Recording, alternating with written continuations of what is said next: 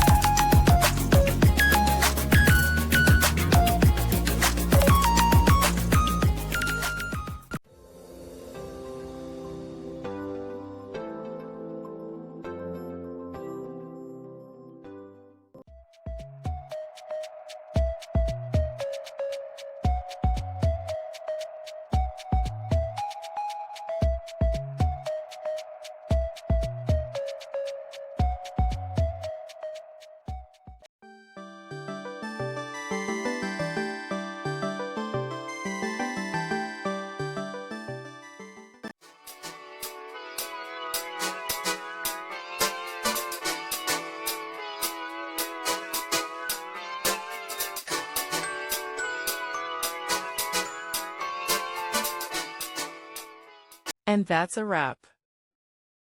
I hope you found the answer you were looking for. If you did, take a second to hit that subscribe button. It really helps out. And let me know in the comments which solution worked best for you. See you next time in the Debug Zone.